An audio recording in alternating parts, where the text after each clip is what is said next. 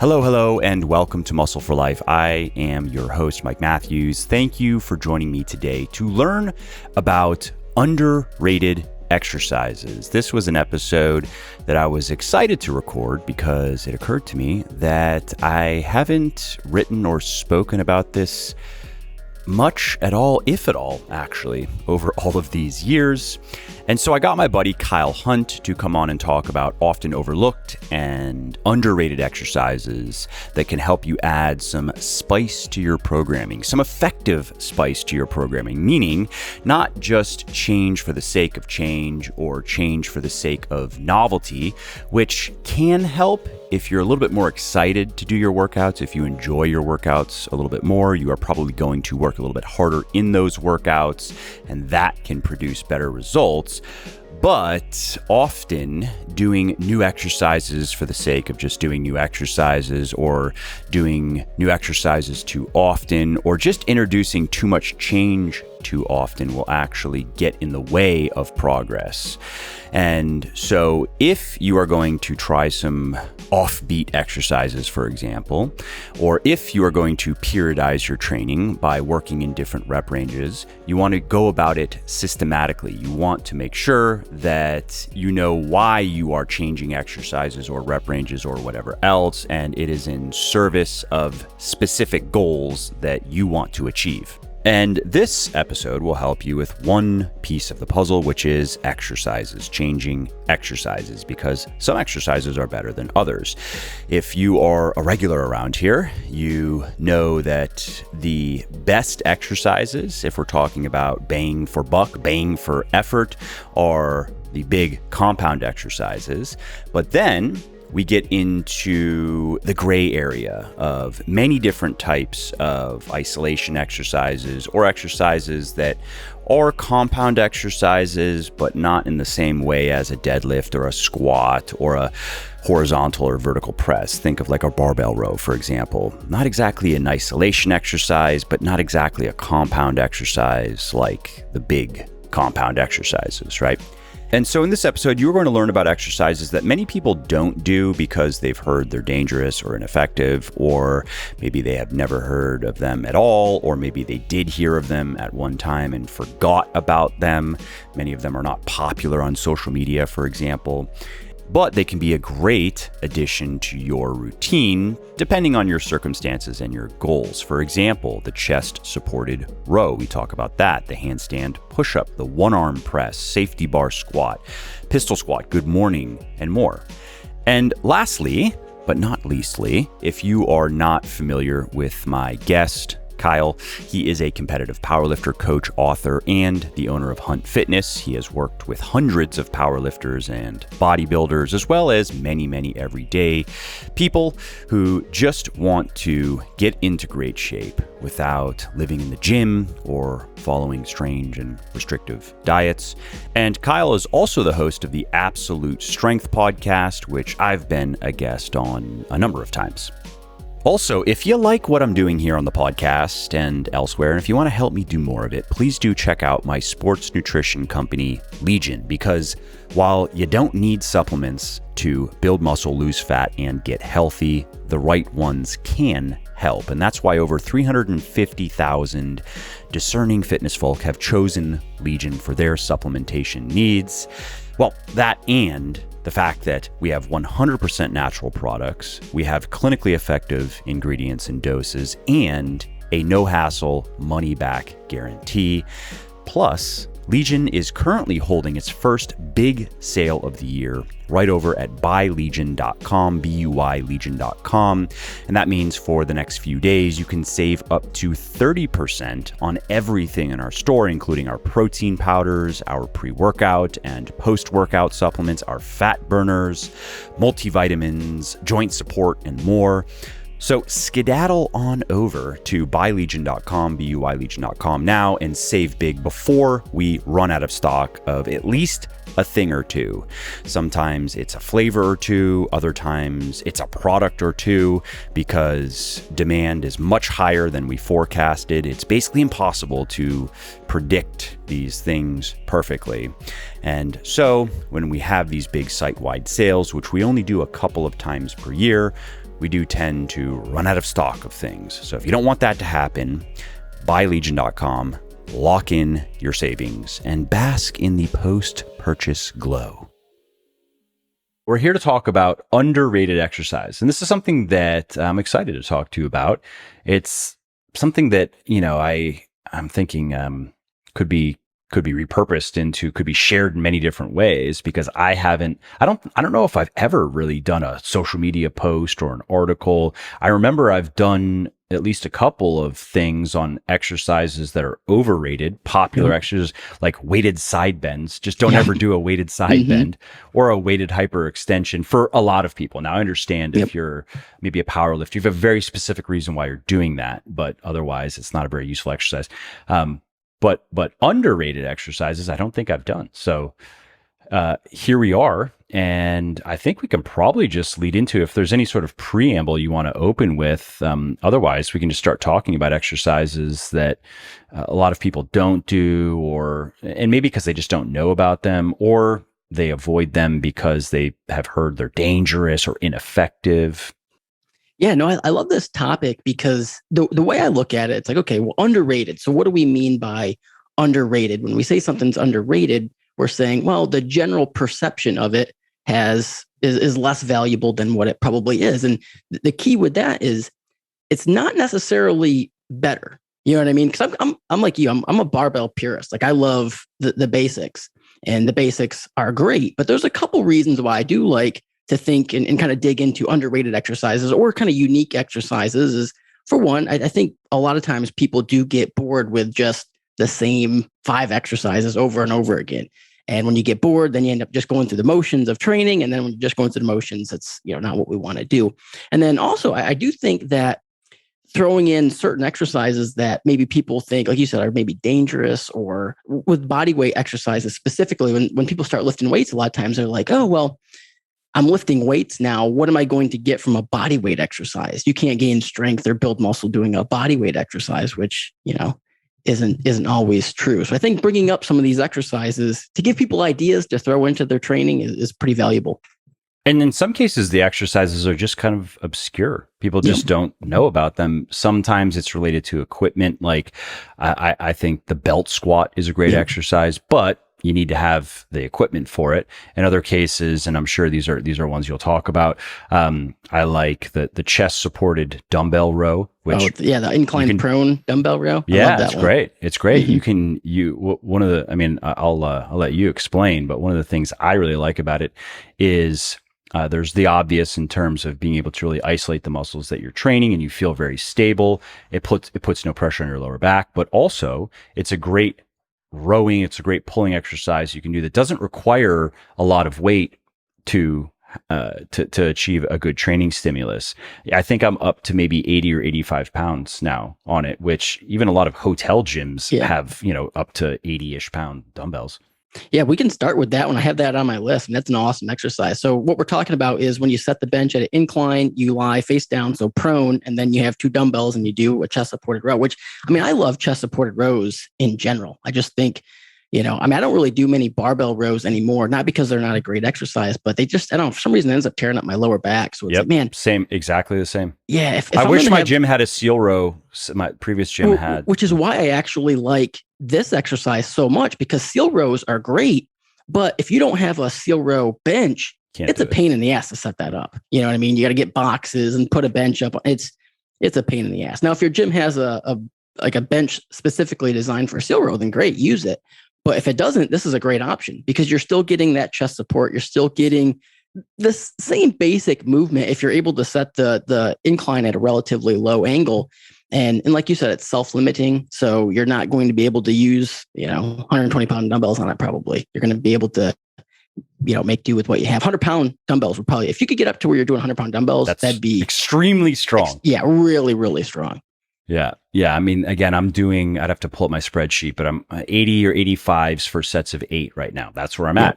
And I've always had a pretty good pull on single arm dumbbell rows for sets of 8. I'd have to look. I don't want to oversell myself, but probably 120, 125, something like that. Pretty strong.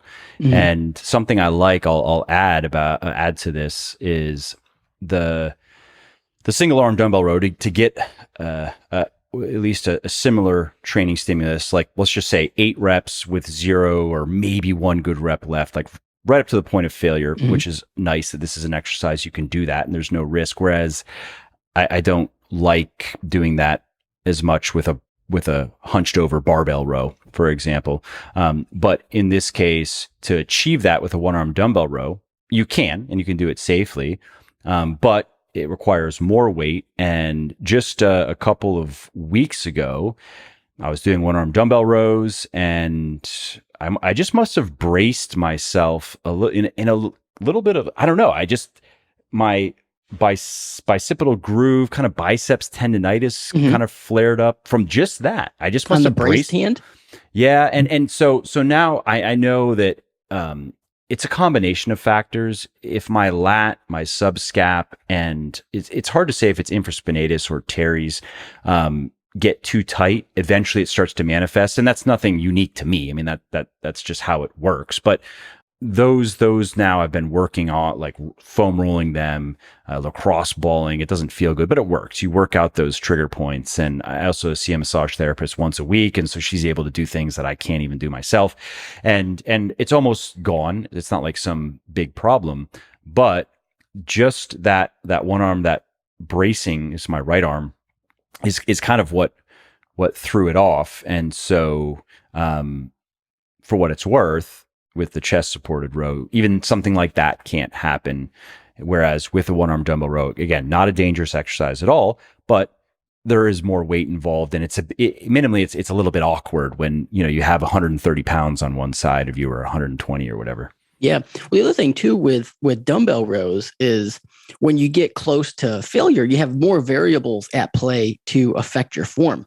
So you can rotate your shoulder back a little bit. You can shorten the range of motion. You can change the angle of pull to where, maybe the first 6 reps were ideal. The last 2 or 3, well, you kind of lost it. With a chest supported row, yeah, of course your form can break down, but there's less variables. I mean, you're keeping your chest planted up against the bench, and you're really just focusing on pulling the dumbbells back. So, I mean, you do have that advantage too. Yeah, that's a great point. And, that's something that I've been paying more attention to in my training. You could say technique discipline, I guess. Also intensity discipline, which I think might warrant a podcast unto itself, because it's something that I noticed in my training, and I'm sure you've experienced this before. And specifically what I noticed is I was ending too many of my hard sets a little bit too soon. I was being a little bit too generous with myself in terms of reps in reserve. And so I started to just push myself, even though I had gotten used to saying like, yeah, that's probably 1 or 2 good reps left. And then because it's an exercise that I can just go to failure on, I wouldn't do this. I wouldn't go to absolute failure on a deadlift or on a squat necessarily, bench press if I had a spotter. But these were more isolation or just exercises that are very safe to go to failure on. And I mean, I remember in one case, so this was just a calf raise.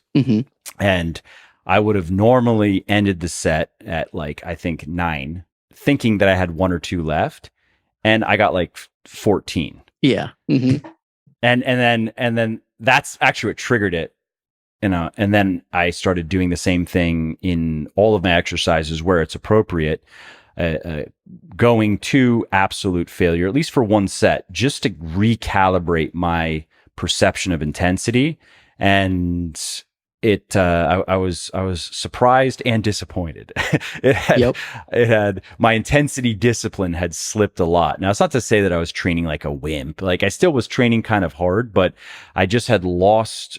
It had been some time since I really pushed to failure, and so then my reps in reserve just became mismatched with reality. I think I've been okay on the squat and the deadlift and the bench press, because I mean, I can think of some of the last hard sets that I've done.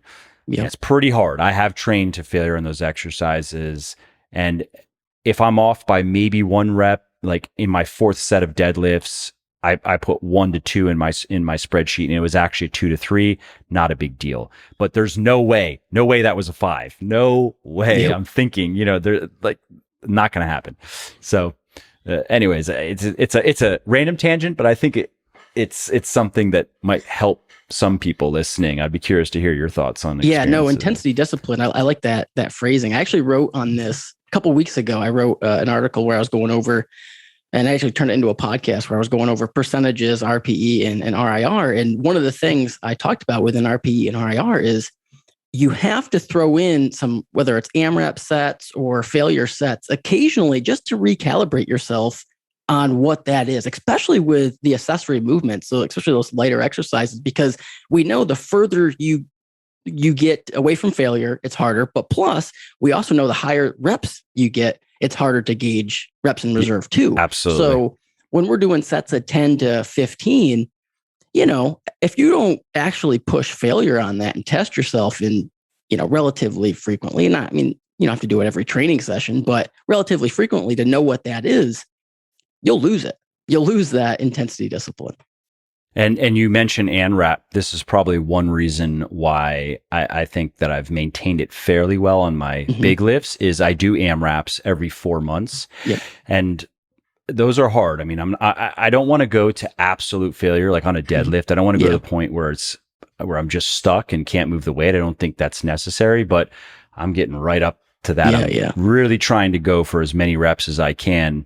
And, by that last rep, the bar has slowed down a lot. My legs are on fire. I mean, it's like cardio at this point. It's pretty difficult. So that has probably helped me, maintain that intensity discipline on the bigger lifts, but I wasn't doing that because I don't really care. The point of doing that in my programming is to see where my new 1RMs, approximate 1RMs are. Yeah, more like testing. Yeah, I don't need to test my biceps curl. I just keep doing them until I can do 4 sets of whatever the top of the rep range is and add 5 pounds and see what happens, Yep.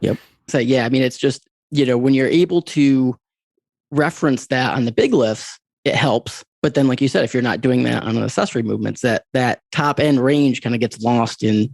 Totally. No, it does not translate just because, let's say intensity discipline is good and tight on a barbell squat. That does not necessarily mean that your perception is also going to be accurate on a leg press or a hamstring curl machine or a leg extension or whatever. So let's get back to the exercise though. What's another underrated exercise that you like so I want to bring up a body weight one because I have a bunch of those too. And this one is, I think the reason this one's underrated is probably because of the level of difficulty, but a handstand push-up. I love handstand push-ups because, and really the reason I started doing them is from a powerlifting standpoint, which, I don't know of any powerlifters that really do them regularly, but I've never seen one. Dude, that would be a sight. A big dude with well, barbell overhead presses, for some reason, they were just jamming up my shoulders. Like my shoulders would feel like shit whenever I went heavy on a barbell overhead press.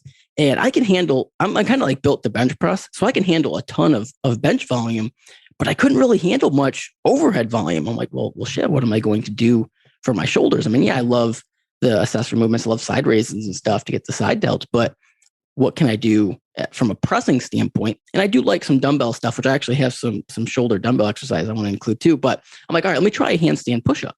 So I tried it up against a wall and fell in love with it. Like, I just love the way it feels. Now, like I said, it's difficult. So a lot of people will have to progress to a handstand push-up. And whether that's starting with like a pike push-up or a feet elevated pike push-up, and then getting up to the point where you're doing just handstand holds, trying to build that overhead stability. And then maybe even getting to the point where you're doing handstand holds and like eccentrics or handstand holds and like half reps. And then eventually kind of build to the point where you can do against the wall handstand push-ups. But when you can get to that point, I'm a big fan of them. And did you find that that helped at all with your barbell overhead, or did it just, the exercise doesn't play well with your anatomy? Yeah, for some reason, the exercise just doesn't play well for me. So I pretty much just replaced it with handstand push-ups. Yeah. I mean, it's an extremely difficult exercise. Yeah, it's really hard. I mean, so that's why I wanted to say that up front. Like it's hard to progress on. Yeah, it's hard to progress. So it's almost like the way I program it is more from a volume standpoint. So I'll have a certain amount of reps I'm going for the training session. And then really I'm just trying to get it done in as few as sets as possible. So that's the progression. So it's like, if I'm doing, 50 reps and it takes me 4 sets, well, let's see if I can get it done in a less amount of sets. That makes sense. Something that the gym I go to now has that I don't remember seeing. I probably have seen it before. I'm just not remembering, but it certainly was not in my previous gym. Is I should have looked. If I would have thought of this, I would have looked online. The Viking press? Might be. So what it is you're standing, you have handles, it's plate loaded, and there's almost like for people, it sounds like exactly, but for people listening, it's like a little mini rack in front of you, and you stand in front of it, and you can just press overhead. And I started doing it because when I pissed off my shoulder dumbbell rowing, it's like, using a barbell, it doesn't feel great, even on the barbell bench press. So for people listening, I think a good little tip to share is if something is hurting, something's off, don't force yourself to keep doing what you normally do and try to work through pain, because that usually does not work. Usually it just gets worse. And so instead, find something else you can do that it doesn't have to be completely pain-free. I'm okay with a little bit of discomfort, like maybe a 1 or 2 out of 10 where I feel it a little bit, but it's not a problem. But I don't want like a 5 or 6 plus out of 10. And so for me, that was this, I guess it's called a Viking press. I just learned today. I'm pretty sure. Not 100% sure, but 90% sure. Yeah, plate loaded machine, press overhead, and then for my chest pressing, my gym has these nice. They're made by Atlantis, and you lie down. It's kind of like a bench press, but it's plate loaded and it's just locked in place. And I prefer this as opposed to a lot of chest press. You're sitting upright or at an incline. And I tried those, but I like these others where you're lying down. It really duplicates the bench press experience, but it's a machine. Yep. Yeah. The Viking press is a staple in like strongman. So that's why it's pretty popular there. I've done it before. See, I can do that, and that doesn't bother my shoulder.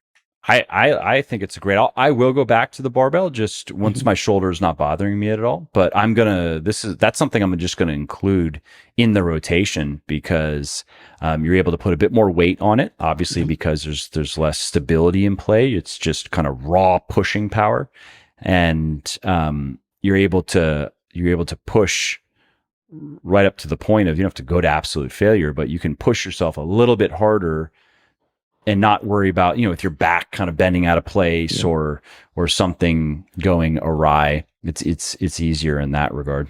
Yeah.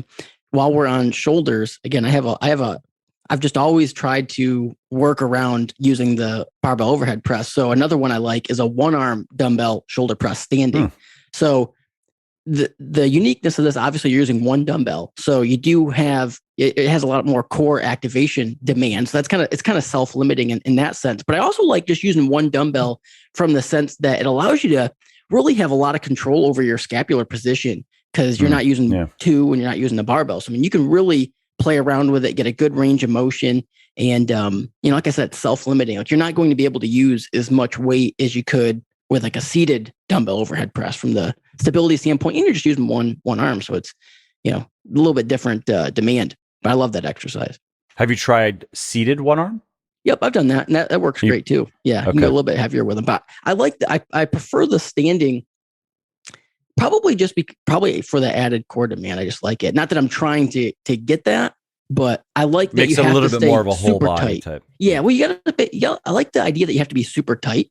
And when I program that for people, I like doing the single arm standing shoulder pressing. And I also like just like a 1-arm dumbbell bench press too, for the tightness that you have to get, because a lot of people struggle generating that tightness on like a barbell bench. They struggle with getting their feet set and their back set, everything tight, getting braced. But when you're using a 1-arm dumbbell press, you really don't have an option not to, because that's what's required to do the movement. And would you program that instead of a bench press? Would you do, even if it's just for a couple of months, or would that be something you might follow up? So you might open with your bench or vice versa? Usually it's as an accessory movement. Yeah. It's not something I would replace the bench with. It's something I would replace regular dumbbell bench with. Yeah. Yeah. What are your thoughts on other unilateral exercises, or taking something that maybe is normally thought of as a bilateral and turning it into a unilateral? I know that's something, at least I've seen a bit more on social media these days. And I think there are useful use cases for that. Yeah. Well, another one that comes to mind would be like a single leg dumbbell RDL. I like those. Big balance demand. So that's probably one reason why you don't see a lot of people doing those, is just because you do have to focus on balance. So you got to like pick a spot on the wall or something and really focus on it.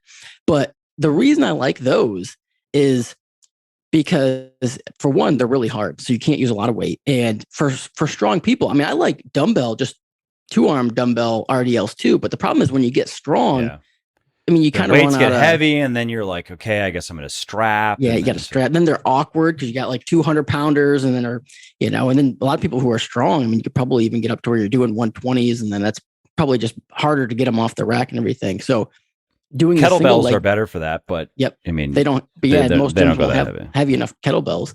So yeah, the single leg variation kind of is a workaround because you're higher demand and balance, and then you're only using one leg, so weight's not going to be a factor.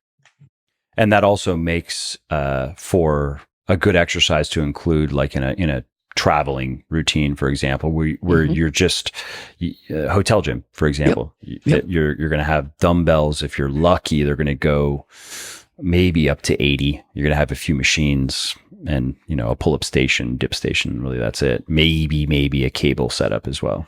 Yeah. Well, a lot of these exercises, like I said, when we started talking about them, is they're not necessarily better exercises. They're just alternative exercises, So it's like, hey, when you're traveling and you don't have heavy dumbbell, or they only have 60s or 80s, whatever, do a 1-arm variation, whether it's, the dumbbell shoulder press or bench press, do the 1-arm. It's going to be a lot harder. You're probably going to get a good workout with less weight.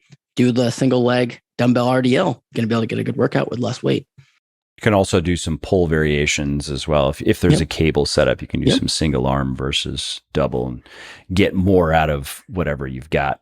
And it comes down to having the equipment, but a safety bar squat. It's popular within powerlifting, but you don't see a lot of just kind of your general lifters taking advantage of it. And if your gym has a safety bar squat, I highly recommend it for a couple of reasons. One, I love it as if you're squatting more than once a week. I love it as a secondary squat exercise, simply for the reason it's designed as a safety squat bar. And the reason that the safety is included is it allows you to grip the bar in front. So it really has, no shoulder demands. And a lot of people are probably thinking, well, what's the shoulder demands of a squat? Well, especially when you have a tight pecs, there's a lot of powerlifters, tight pecs, you're kind of internally rotated. Getting into that squat position, specifically a low bar squat position, can bang up your shoulders if you're doing it multiple times per week. So that's why the safety squat bar works really well as a secondary squat day, or you can use it as your only squat as well, because it also mimics, it's pretty similar to a front squat position, but a lot of people struggle getting into a good front rack position, and then they don't like the crossed arm, or they can, doesn't feel stable with, like wrist wraps around the bar. And then also with a front squat, a lot of people struggle with the upper back demand, because it's a struggle to fight to stay upright. So that ends up becoming the limiting factor is just, upper back strength. But you throw in the safety squat bar, similar position, but with less, unique demands. And also less demand on your lower back, probably a little bit more knee friendly, just because of the position that you're in. Yeah, I safety bar squatted for the first time. It's probably close to a year ago now, but I did 4 months of it and made good progress because it was new. And then I did 4 months of front squatting and got fairly strong. I'd have to look on my spreadsheet, but I think I ended my 1RM in low 300s, probably 315, 320, something like that on 1RM. I got to about the best on my front was, my safety ended at probably about 330, a little bit higher. Mhm. And so I do that. And then I haven't back squatted now for 8 months. And I go to back squat thinking that my 1RM is what, You need all this 370? carryover. Yeah, like 370, 380. I mean, this is going to be great. And no, not even close. I mean, 245 for sets of 4 to 6 were hard on the back squat. Yep. Which I believe it. the lesson learned was if you want to stay good at the back squat, you can't not back squat for 8 months, even though I made progress on these other exercises and I achieved a pretty decent strength standard on both of those because I started obviously with decent strength in the beginning. But anyway, so now I'm 6 months back into back squatting, and it's hard to say. I'll be AMRAPing in a few weeks and we'll see, but I'll probably be 350. So it's coming back, but I was a little bit surprised that it did not carry over well. Yeah, all that specificity factor always comes into play.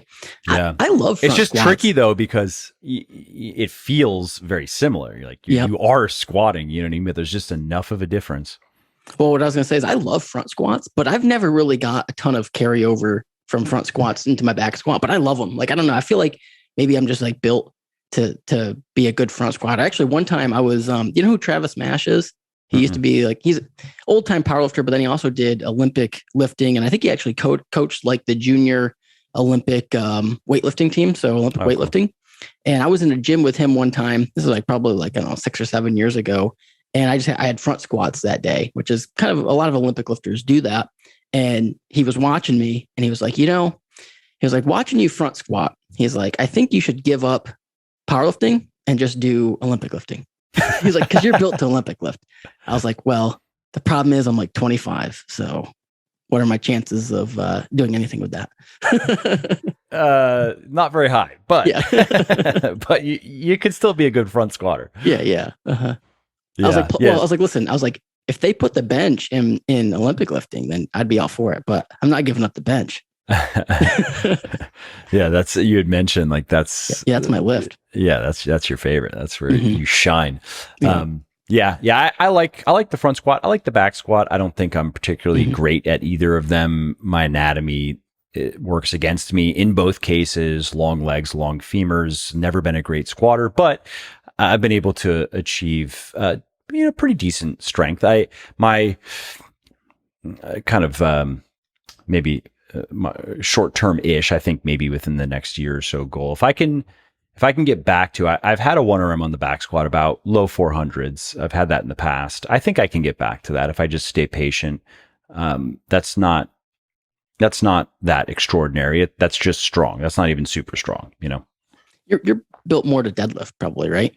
Yeah, but that's only because I have long monkey arms. Yep, the but arms. All that really does, I feel like, is negate the disadvantage of the long legs. Yep. And so it's allowed me to do better on the deadlift than the bench press, overhead press, and squat in terms of just progress relative to body weight.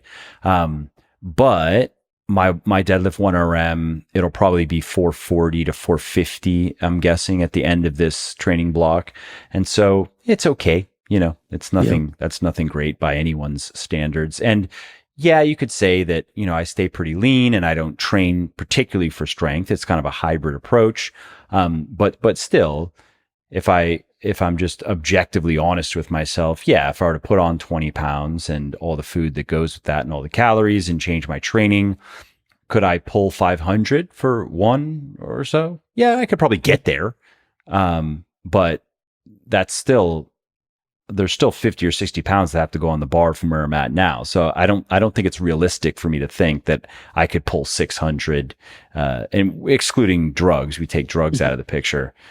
Maybe I'm pessimistic, but that's my assessment of really my anatomy.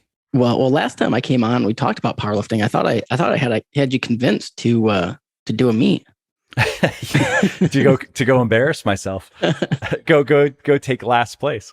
Oh, that makes me think of some of these endurance. I guess I don't I've never been an endurance athlete, and it's something that I'm not really involved in that space. But one of the guys I work with I think he's done over 100 triathlons. He was really into it for a while, and now he's more into lifting, but he still is, I guess, kind of hip on what's happening in the endurance space. And I guess one of the popular trends recently is low volume training for high volume events. And so it's a nice sales pitch, right? Where, if you're going to be training for this, a triathlon, and it's going to involve all of this volume in one day.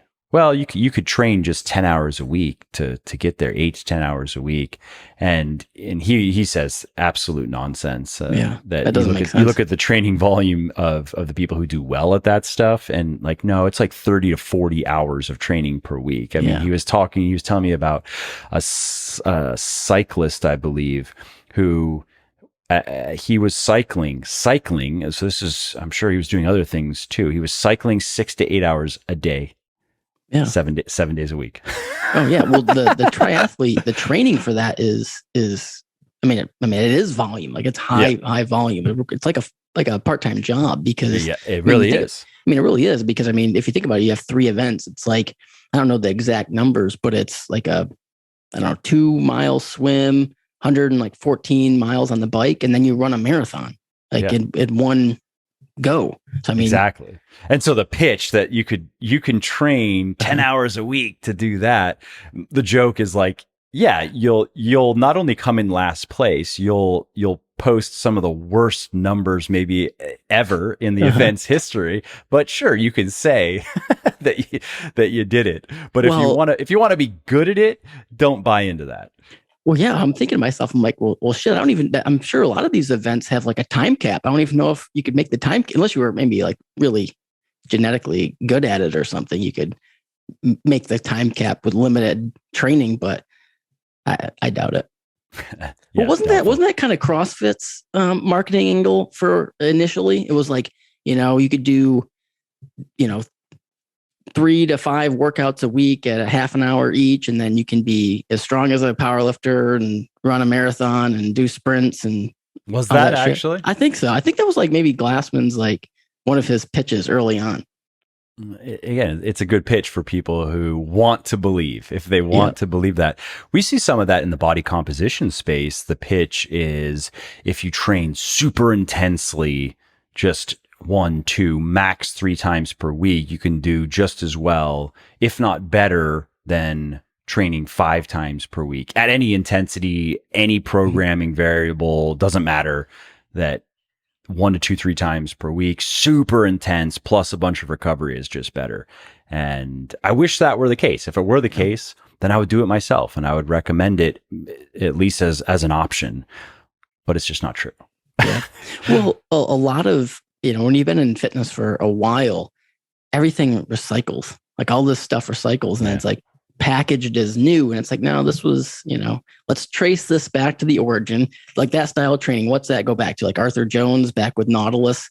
That was like their thing. You train a couple times a week, you just do 1 set to failure. And then that's what went into Mike Mentzer with the high intensity training. And then eventually Dorian. What was it? Heavy duty? The heavy duty. That's right. Yeah. The heavy duty. And then, then Dorian, and, then it gets repackaged in a slightly different way. You see the same thing with nutrition, like with keto and low carb diets or intermittent fasting. Like it's just a cycle, and then it gets repackaged slightly different and then presented as something new. Yeah. It's just usually some marketing shading. Somebody gets a clever idea to tie it to something usually related to science or history or some combination of both, even if it's pseudoscience or pseudo history. Yeah. But that's usually the formula. Hey there, if you are hearing this, you are still listening, which is awesome. Thank you. And if you are enjoying this podcast, or if you just like my podcast in general and you are getting at least something out of it, would you mind sharing it with a friend or a loved one or a not so loved one even who might want to learn something new? Word of mouth helps really bigly in growing the show, so if you think of someone who might like this episode or another one, please do tell them about it. Let's get back on track. What's another underrated exercise that you wanted to share? Yeah, so another one I think is great, and it's not collectively it's not that underrated, but the way I'm going to explain it, it is, and that's doing chin-ups for biceps. I think a lot of people don't necessarily think of a chin-up as a bicep exercise. And actually, I don't think of it as a bicep exercise per se, because I would still classify it as a back exercise. But in terms of bicep development, so using the underhand grip, use maybe even a little bit closer grip, and then trying to stay vertical, I think you can get a lot of utility out of that as a bicep exercise. And it's a heavy exercise, meaning you can, obviously with your body weight, that's quite a bit of resistance for a lot of people. But then if you're strong, you can get to the point where you're doing weighted chin-ups. So really, in terms of load, there's not many exercises that are going to get, that heavy with your biceps. Yeah, I do chin-ups. It's always in the rotation. Mm-hmm. Sometimes I'll drop it for some sort of machine, but I always will come back to it. And for adding weight, my accessories, usually I'm not doing not doing fewer than 6 reps. Sometimes I'll do some 4s if I want to. Like, I like doing 4s with biceps curls and a couple of other things. This might be one where you could do 4s, but it's going to require a belt for. If I can snatch maybe 20 or 25 pounds, just put a dumbbell on the ground. Mm-hmm. But if I need more weight than that, it gets a bit awkward. Yeah, having the belt's nice because you can use it for multiple things. So if the gym doesn't have one, I'd probably even recommend grabbing one and putting it in your gym bag.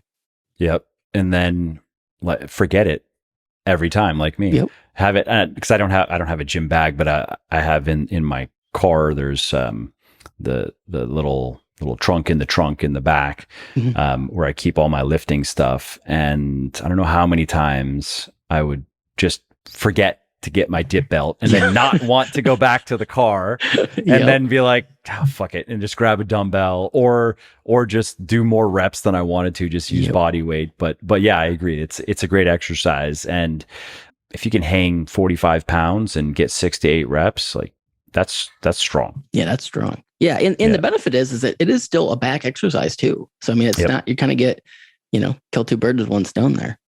Yeah. Yeah. It's just more biceps centric if you do it the way that you described. Yep. Another one that's great, and it kind of goes back to initially when we were talking about overrated exercises, we talked about like one of the most overrated ever is the dumbbell side bend. Well, if you want a better version of that, not really a version, but a better idea of that same exercise, do a suitcase carry. So grab a heavy dumbbell, 1 dumbbell, hold it in the position like you do a dumbbell side raise, but then just maintain that position and then walk. Love that exercise. From a core activation standpoint, anti-rotation, and you get the grip strength element as well. Kettlebells work nicely for that. Perfect. Too. Yep. And is farmer walks, is that on your?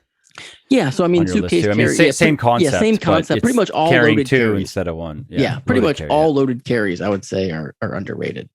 And why don't you talk a little bit about that? I think I had Dan John on some time ago, and I think he spoke a bit about it. But for people who didn't hear that interview or don't remember, I think it's worth taking a few minutes to explain the value of a loaded carry. And also, I'm curious how you would program it. Is that something you'd throw at the end of a workout? Yeah, loaded carries are great. I know Dan John, he's big on them. He probably, I read his book. He puts it up there with, a hip hinge and a press. Yeah, he puts it right up there as a main movement pattern to do. Yep. I got actually, if I think about it, I probably got these originally from him. These and barbell complexes. He's big on those, but I don't use them as like a training thing. I use them for a warm up.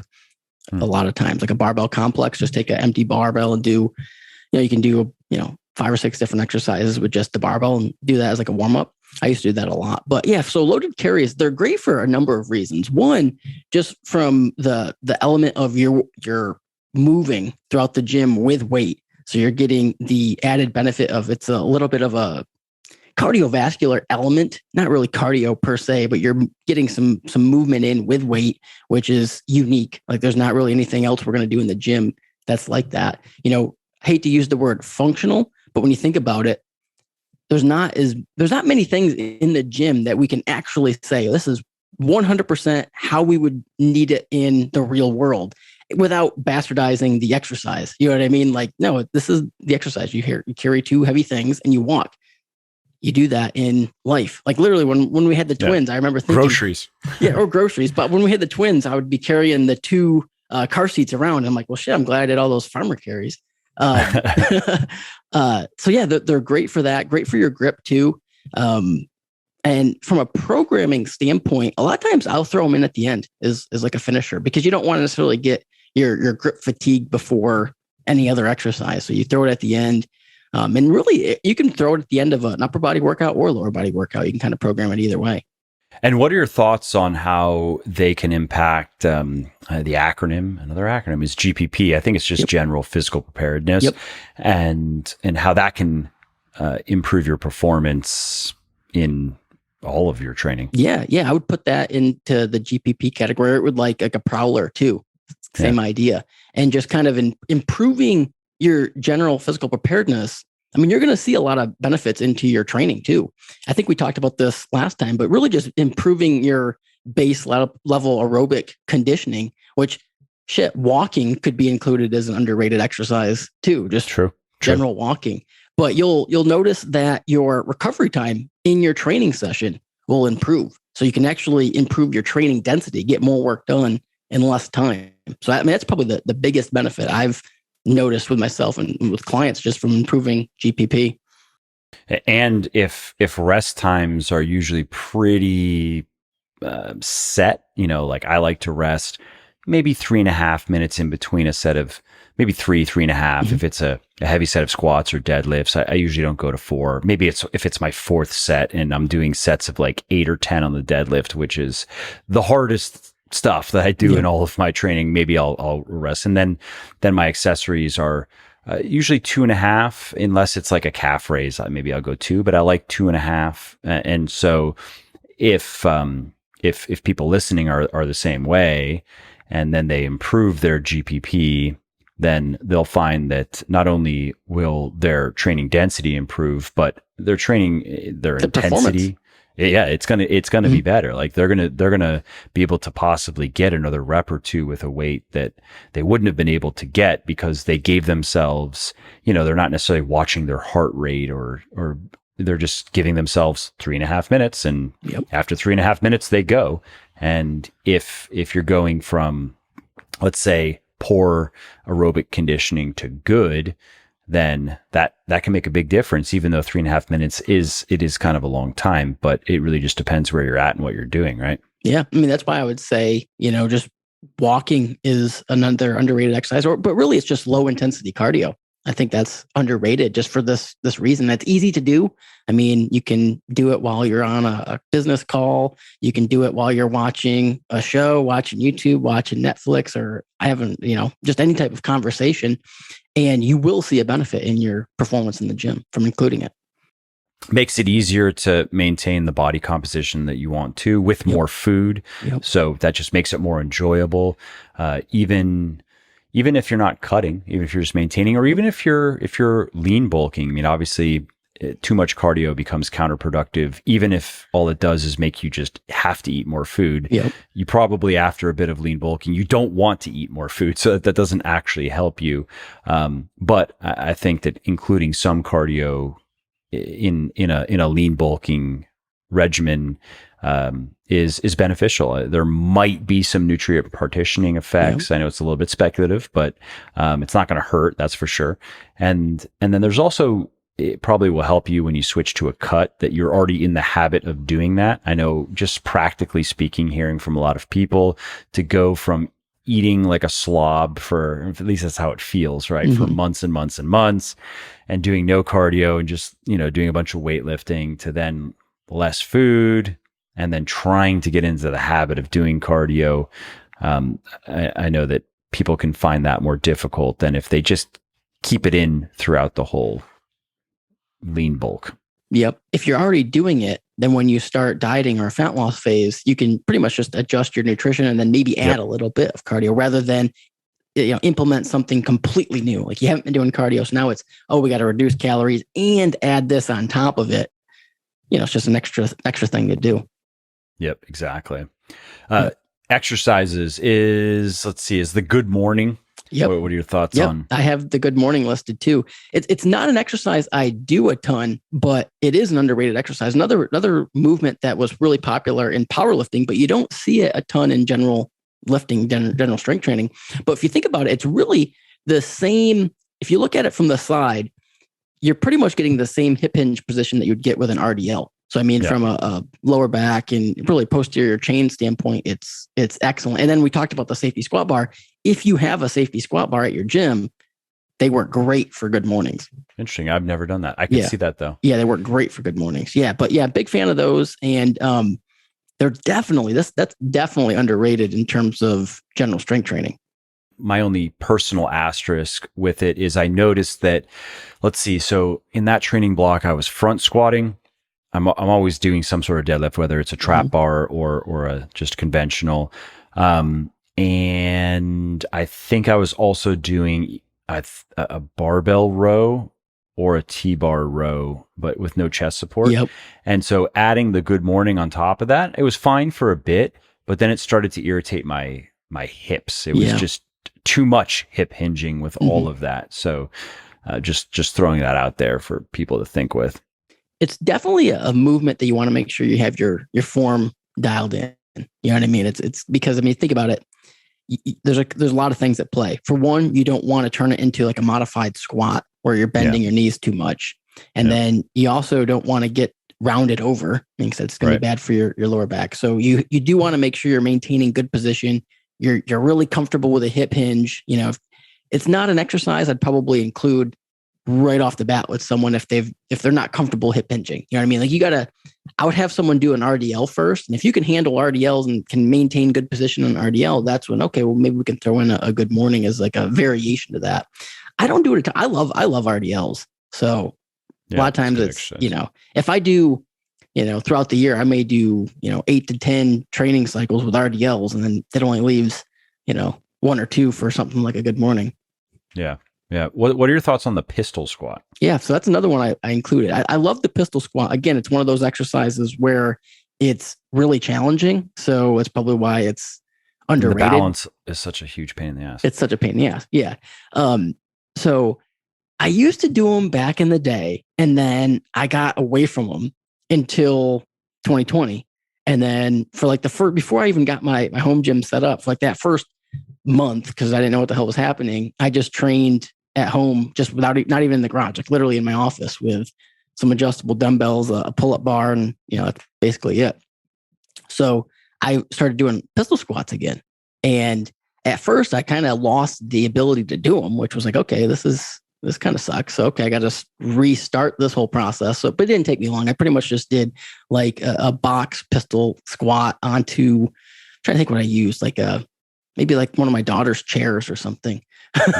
And, did that for people a couple listening. weeks. You can also do a supported, like if you have the strength, it's just very awkward, which it is until you get it. You can also just put your arm in, something. You can brace yourself on something. Or if you have like a TRX, you can do a TRX, or you can even, if you have a box. See, a lot of times the problem that people have is with the non-working leg not having anywhere to go. So you have to fight to keep it up. So you can do a pistol squat while you're standing on a box, and then you can allow the other leg to kind of dangle down. That's another good progression. But no, the pistol I've never squats, done that. I can immediately see how that would be a great place to start if you have a good foundation of strength. Yep. Yeah, because if strength's not the issue, it's going to be probably a mobility or stability, and really being able to maintain that non-working leg up. But if you stand on a box, you can kind of let it dangle, and now you're really just focused on that one working leg. Yeah. And for programming, would you consider that an accessory as well? Yeah. I'd consider it like a quad movement, because the other thing is you're getting a lot of forward knee travel, which is good for quads. I mentioned the trap bar deadlift. That's something that I know. I guess. I know Mark Ripito hates it. Mm-hmm. I don't agree with him on that point, Yeah. but I know he hates it. But What's they're he hate probably about it? I don't know if I've heard that. so. Yeah. So. It's been some time, so I'm gonna put words in his mouth. But what I remember is he doesn't like that you're less. This is how he explained it.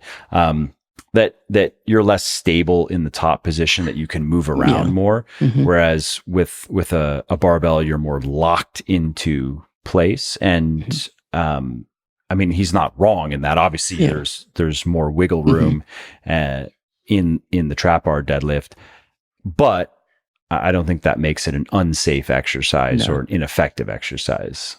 No. Just reinforces good bracing at the top. Because actually, if you think about it, I think that's an issue that sometimes people have with regular deadlifts is that they're bracing, then they get to the top, then they relax. I made that mistake and hurt my SI joint many years ago. Yep. Mm-hmm. So it was heavy weight. It was the last rep, and it was stupid. I just wasn't paying attention.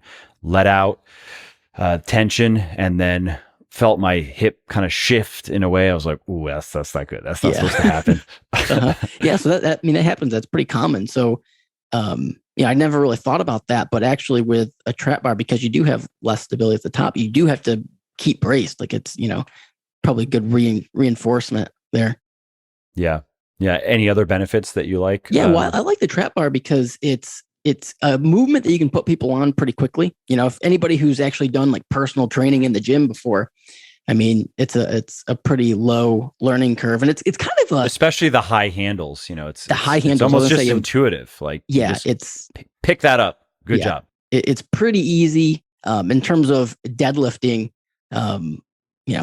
The whole hip hinge, for people who aren't comfortable with that, can be a challenge.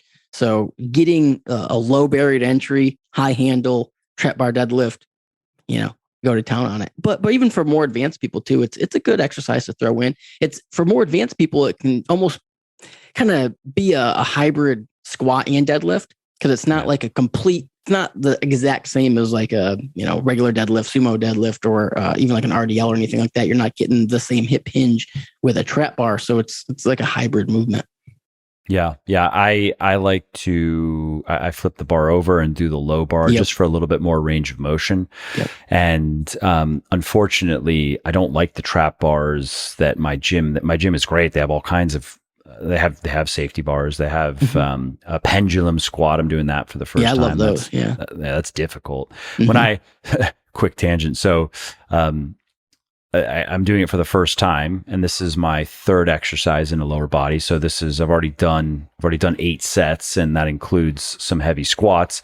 And so I hadn't done this before, and I was like, I can see, the cantilever. This is going to be a little bit more difficult.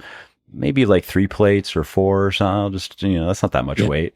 Yeah. And then did maybe half of my first rep and was like, no. Yeah. So now I'm back up to 105, and I'm doing, it's still my third exercise, so I could do more. It's my first, but 105 for 4. And I think maybe I could do 6, but it's a tough exercise. And anyway, so the trap bar, the trap bars that my gym has are a bit awkward. I actually don't even know how to describe so I could show it, right? So here are the what you load the weight here, and then your handles are here, but it comes up and around you like this. There is no backside to it. Yeah. And so it just, when it's loaded and it starts to get heavy, it tends to tip forward. So I might end up just like getting my own and giving it to the gym. Hopefully somebody doesn't steal it. That's one of the problems with dip belts. If you leave them in the gym, at least in this gym, they don't stay in the gym. But otherwise, I really like the trap bar deadlift. It's just I don't like this type of trap bar. Yeah, that is the one thing about the trap bar, is there seems to be quite a bit of variation between trap bars. So if you find one you like, because I've been at gyms where I was like, oh, I really like this trap bar. Then I'm at another gym. It's like, if I'm traveling or something, trying to stay on the program, it's like, oh, this trap bar sucks. So this is, throws a whole wrench in. And it's totally different. Yeah, completely different. Yep. My weight went down again because it's just an awkward bar. It tends to slip a little bit in my hands. It tends to tip, like, whereas in the previous gym, I don't, it might have been a Rogue trap bar. Whatever they had was great. Yeah. And it just felt stable. All I had, I wasn't thinking about, keeping it from tipping, or it was just, I was able to just pull hard, like basically with a barbell, and everything stayed in place so long as I did the basic things right. That's not the case with this trap bar, unfortunately. Yeah. You mentioned the pendulum squat. I don't know if I'd put that on the list per se, but if your gym has one, I'd definitely recommend trying it out. The first time I used one was actually, this is a funny story. I think I was maybe like a sophomore in college, and I was, Mark Lobliner, right? Mm-hmm. Yeah. So he had a online website. It was called Machine Muscle. I was the editor of the magazine. Oh, cool. The online magazine. So we would always go to the Arnold, and I would go with him and stuff. And there's this gym outside of Cincinnati, which is where Tiger Fitness headquarters is. It's called, I think it's called the Power Station. Like old school, hardcore, like you need like a tetanus shot when you leave. But they had a ton of really unique exercises, and one of them was a pendulum squat. And I was like, holy shit, like this is unique.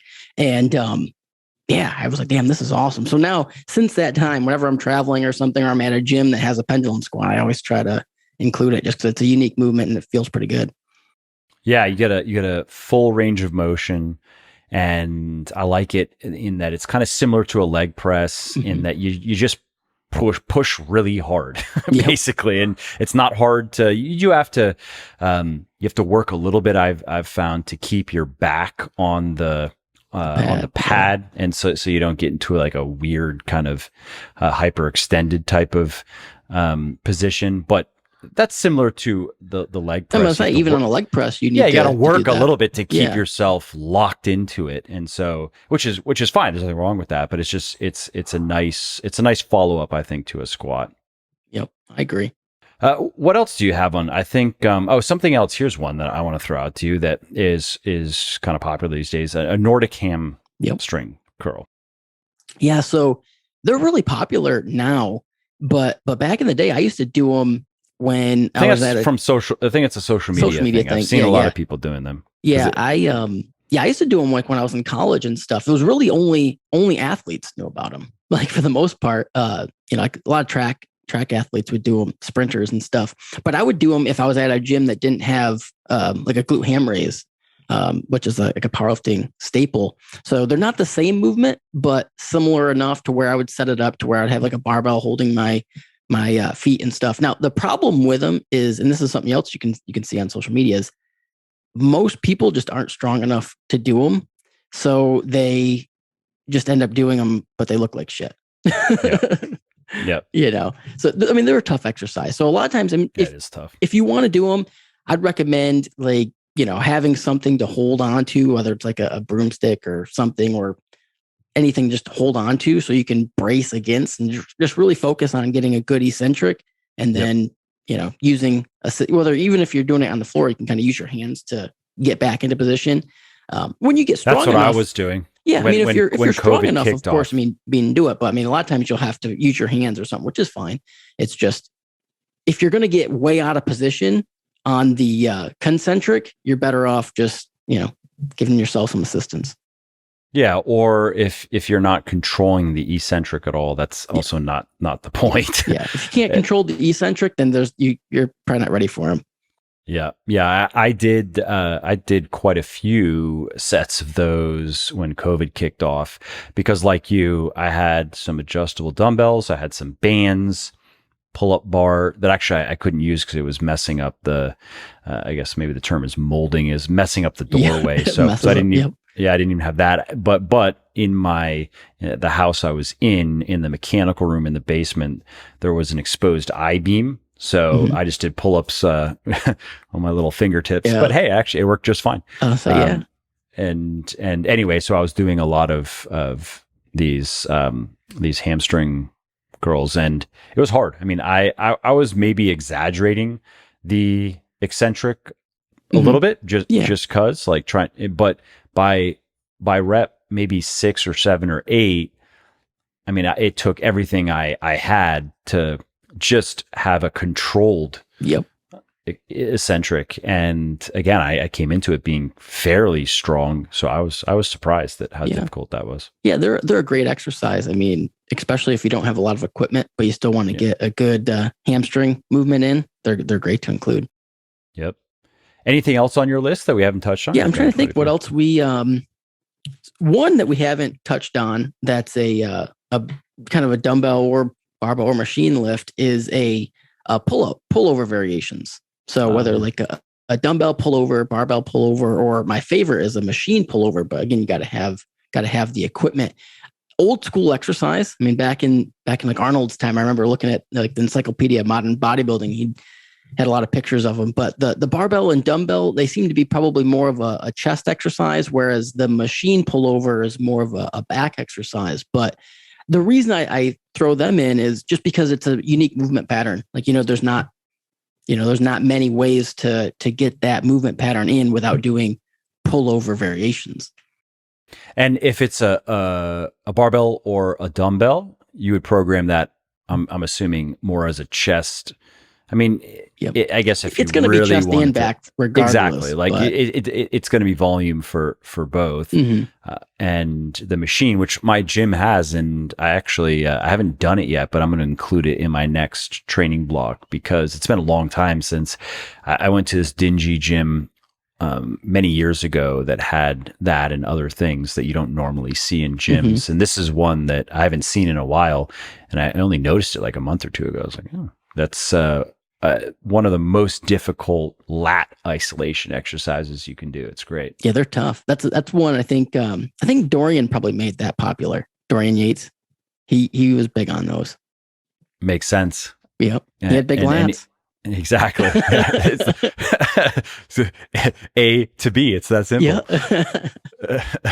Yeah. But yeah, if anybody listening, if your gym has, a lot of gyms don't have the machine, but if they do, then it's definitely worth trying if you want to include it in some of your back volume.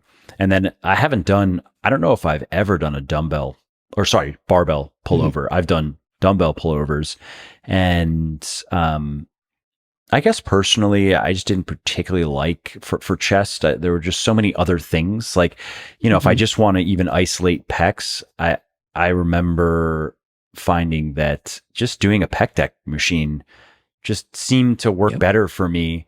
And I felt my chest working more on the pec deck machine than on the dumbbell pullover. And then if I want to do something for my back, there were many other better options. Yep. So what are your thoughts on? Yeah, the dumbbell pullover is kind of hybrid. I know some people really like it, but it's kind of a hybrid exercise to where it's definitely not as good as the machine pullover. The machine pullover is awesome. The dumbbell version, like I said, it's more of a chest movement.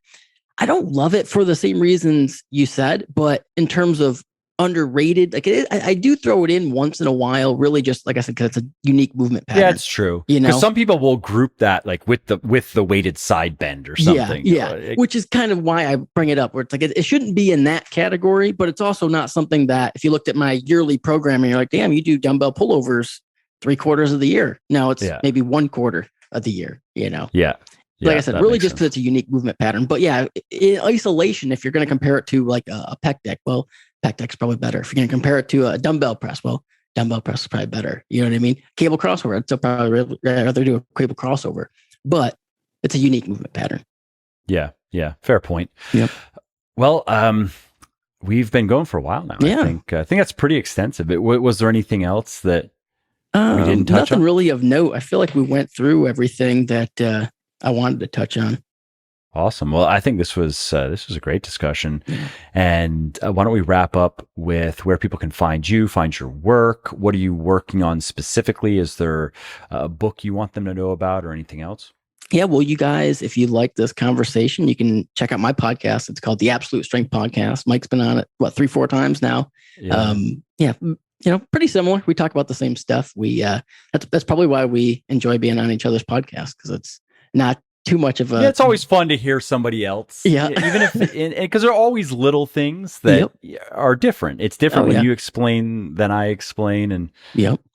Yeah. Which is a reason for people listening that why you might want to, if you haven't checked out Kyle's podcast, even if there's, it's not like everything is overlap. There might be some overlap. Well, when I say that, I think, sometimes people think that, but it's more so just the I don't know, like the way we present stuff. It's different concept, different topics, but similar enough to where if you like one, you're probably going to like the other.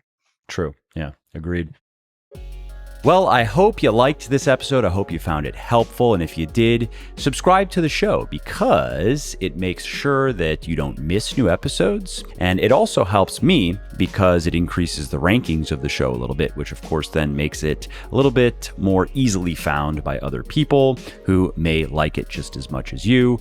And if you didn't like something about this episode or about the show in general, or if you have ideas or suggestions or just feedback to share, shoot me an email, mike@muscleforlife.com, muscleforlife.com, and let me know what I could do better or just what your thoughts are about maybe what you'd like to see me do in the future. I read everything myself. I'm always looking for new ideas and constructive feedback. So thanks again for listening to this episode, and I hope to hear from you soon.